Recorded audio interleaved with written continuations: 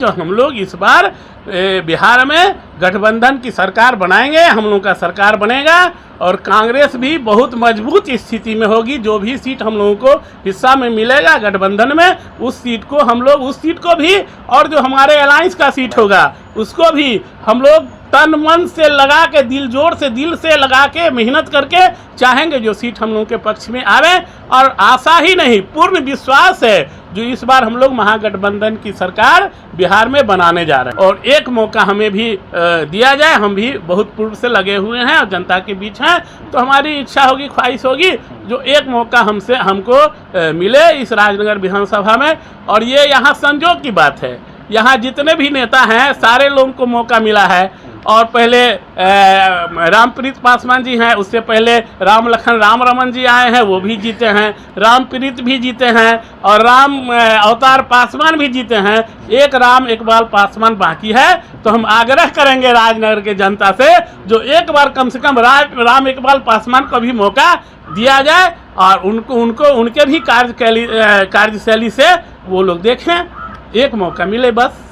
मेरा नाम राम इकबाल पासवान हुआ है, हम कांग्रेस पार्टी के प्रदेश डेलीगेट हैं और पूर्व में 2010 में कांग्रेस के प्रत्याशी के रूप में हम राजनगर विधानसभा से चुनाव लड़ चुके हैं।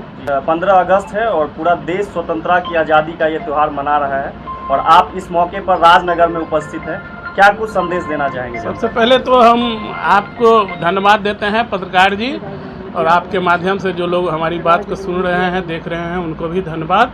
और ये 15 अगस्त स्वतंत्रता दिवस के शुभ अवसर पर तमाम राजनगर विधानसभा मधुबनी जिला के तमाम जनता को मैं हार्दिक अभिनंदन, स्वागत और बधाई देता हूं। जो यह स्वतंत्रता दिवस जो आज है वह 79वां स्वतंत्रता दिवस है और पूरे उल्लास के साथ पूरे देश में मनाया जा रहा है और हम लोगों को गर्व है और सदा यह चलता रहेगा। और इसमें हमारे जो बड़े नेता लोग जिनका शहादत हुआ है, इसको कुर्बानी दी गई है, कुर्बानी दिया है हमारे नेता लोग, उन लोगों को मैं हार्दिक दिल से उनको सलाम सैल्यूट करता हूं और उनके आत्मा को शांति के लिए भी मैं शुभकामना ये करता हूं, ईश्वर से मनाता हूं। और उन्हीं लोगों के बदौलत आज हम लोग स्वतंत्र हैं और बस यही बधाई और शुभकामना है क्षेत्र के जनता को। जी, बिहार विधानसभा चुनाव नज़दीक है, ऐसे में हर पार्टियां जो है जोरों शोरों से तैयारियां कर रही है। तो जननायक राहुल गांधी जी बिहार आगमन उनका है, इस पर क्या कहना चाहेंगे? जो कांग्रेस जो है किस प्रकार तैयारियां कर रही है बिहार में? देखिए, बहुत गौरव की बात है जो हमारे जननायक राहुल जी मधुबनी जिला आ रहे हैं।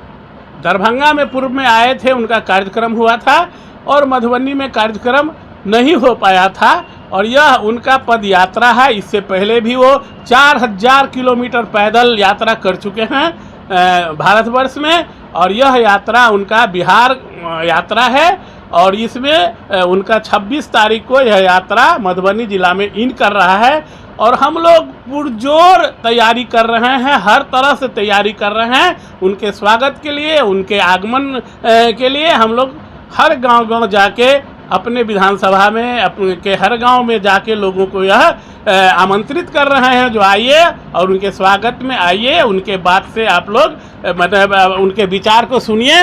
और देश का जो अभी परिस्थिति है जो आप सबों से छिपी हुई है नहीं, मेन हम लोगों का मुद्दा है जो वोट का जो चोरी हो रहा है।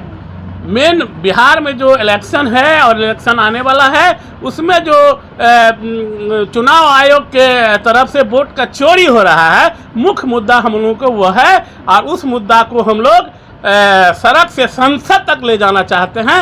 मेन हम लोगों को उस पर फोकस देना है और राहुल जी के स्वागत के लिए हम लोग लगे हैं और आज से ही प्रचार प्रसार में लग गए हैं। वो फुलपरास आवेंगे और फुलपरास से झंझारपुर होते हुए उनका प्रोग्राम दरभंगा जाने का है और हम लोग चाहते हैं यह रूट में थोड़ा सा तब्दीली हो। हम लोगों ने लिख के भी दिया है और अपने वरीय नेता से आग्रह भी किया है।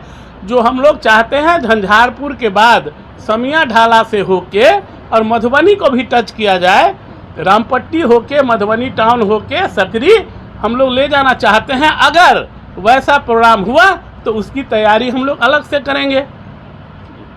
तो बिहार विधानसभा चुनाव जब हुआ है, पूरा देश का नज़र और सभी पार्टियों का नज़र बिहार पर ही टिका रहता है।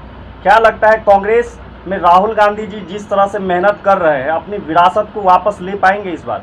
हमको तो लगता है जो हम लोग इस बार बिहार में गठबंधन की सरकार बनाएंगे, हम लोगों का सरकार बनेगा और कांग्रेस भी बहुत मजबूत स्थिति में होगी। जो भी सीट हम लोगों को हिस्सा में मिलेगा गठबंधन में, उस सीट को भी और जो हमारे अलायंस का सीट होगा उसको भी हम लोग तन मन से लगा के दिल से लगा के मेहनत करके चाहेंगे जो सीट हम लोगों के पक्ष में आवे।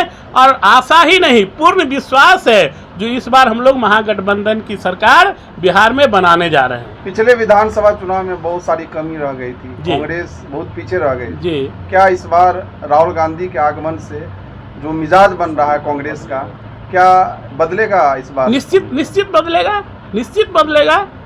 और कांग्रेस पार्टी और राहुल जी का यह सोच है जो भी सीट हमको मिले, हमारे अलायंस को भी और हमसे जितना बन पड़े अलायंस के भी खाते में जो सीट जाए, पूरी कोशिश से चाहे जितना भी परिश्रम करना पड़े हम लोग करेंगे और सीट निकालने का कोशिश करेंगे, सीट निकालेंगे।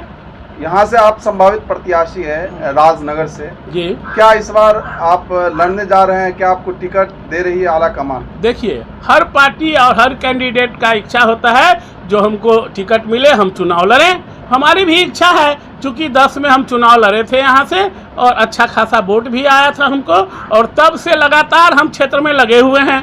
चूँकि यह अलायंस पिछली बार आरजेडी के कोटा में चला गया था, कैंडिडेट उनका था, और लगातार 2 बार 3 बार से सीट लूज हो रहा है, आरजेडी सीट लूज कर रही है। अगर यह सीट कांग्रेस के कोटा में गया तो हम लड़ेंगे।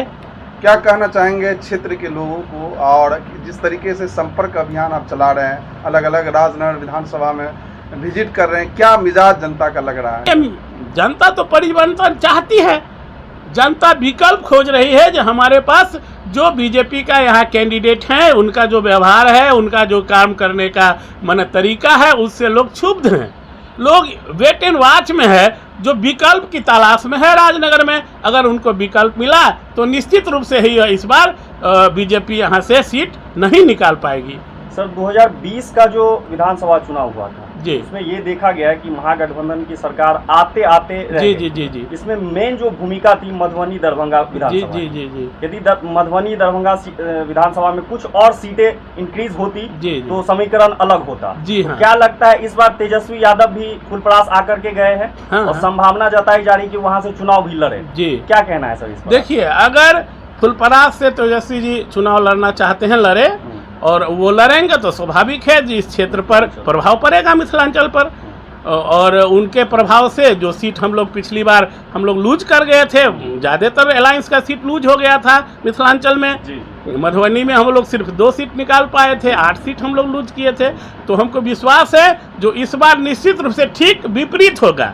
हम लोग 8 सीट निकालेंगे, 2 सीट लूज हो जाए तो हो जाए, लेकिन 10 में 8 सीट हम लोग इस बार मधुबनी मिथिलांचल से, मधुबनी जिला से निश्चित रूप पर निकालेंगे। इसमें कहीं से कहीं कोई बाधा विघ्न नहीं है। जनता, राजनगर की जनता से क्या अपील करना चाहेंगे? जनता से अपील हम यही करना चाहेंगे, जो अगर यह सीट हमारे कोटा में आता है तो हम उनके पास आएंगे और एक मौका हमें भी दिया जाए। हम भी बहुत पूर्व से लगे हुए हैं और जनता के बीच हैं, तो हमारी इच्छा होगी, ख्वाहिश होगी जो एक मौका हमको मिले इस राजनगर विधानसभा में। और ये यहाँ संजोग की बात है, यहाँ जितने भी नेता हैं सारे लोगों को मौका मिला है। और पहले रामप्रीत पासवान जी हैं, उससे पहले राम रमन जी आए हैं, वो भी जीते हैं। रामप्रीत भी जीते हैं और राम अवतार पासवान भी जीते हैं। एक राम इकबाल पासवान बाकी है। तो हम आग्रह करेंगे राजनगर के जनता से जो एक बार कम से कम राम इकबाल पासवान को भी मौका दिया जाए और उनके भी कार्यशैली से वो लोग देखें, एक मौका मिले बस। बहुत